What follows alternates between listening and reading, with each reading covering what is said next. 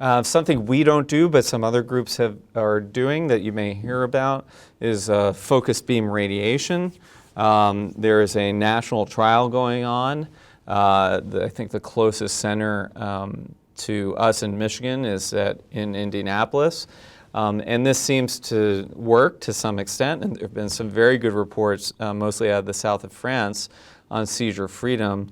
That being said, radiation takes a long time to work, and it can take a year or two before you see reduction in seizures, during which time the patient is still at risk for having seizures that can lead to loss of life or to significant injury. And I have to say, since a lot of our epilepsy patients are fairly young, we're concerned about the risk 20, 30 years down the line that the patient may develop a brain tumor from the radiation, from the high dose of radiation required with this procedure. What if there is more than one brain area causing seizures, or removing a single area would lead to an unacceptable deficit like paralysis or problems with speech or really significant worsening of memory? And there are a couple options. One is a little bit older. We've been placing vagal nerve stimulators for almost 20 years. And this is palliative. You are not going to cure a patient with this technology, but you can generally reduce the seizure frequency by about 50%, or more than 50% in 50% of patients.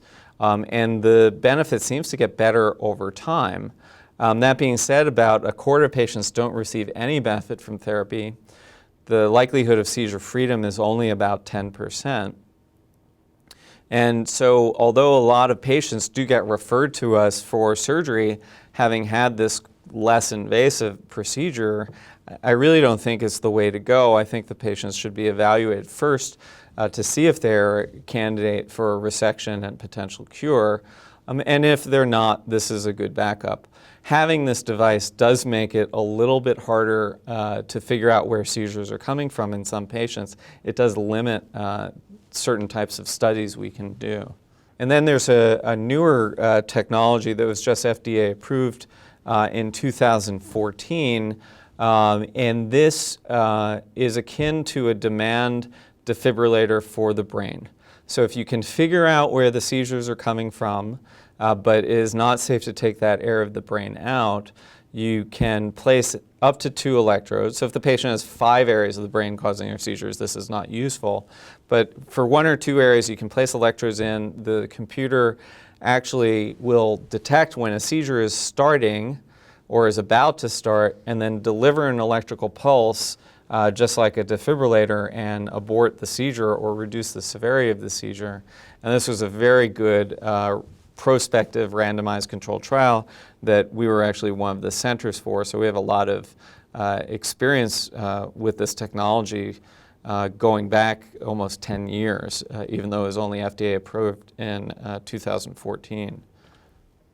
And the long-term results, similar to the vagus nerve stimulator, show that the benefits of this technology seem to get better over time. Now again, this is not going to cure patients, but it may reduce the frequency of seizures and the severity of some seizures. And I think the proof in the pudding with this is that in some patients they're using it so much that they burn through their batteries fairly quickly. And I can tell you from my practice that when a patient runs through their battery, they want it replaced immediately. They don't want to go back to having their seizure frequency increase. And what we saw in this trial is that 97% of the patients who were implanted are still using it. There are very few patients that have wanted to have their systems removed. So in conclusion, uncontrolled epilepsy results in decreased life expectancy and decreased quality of life. Really, 1 seizure a year with impaired level of consciousness is too many. Surgery can result in a cure and is much safer than continued ineffective medical therapy.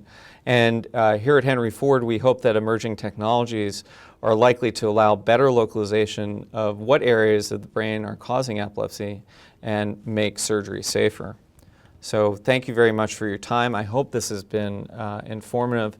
We have a very large group. It takes a lot of people to run a program to do the kind of things we do, and we were very fortunate in May of 2014 to recruit another epilepsy surgeon, Dr. Ellen Eyre, to our group. Thank you.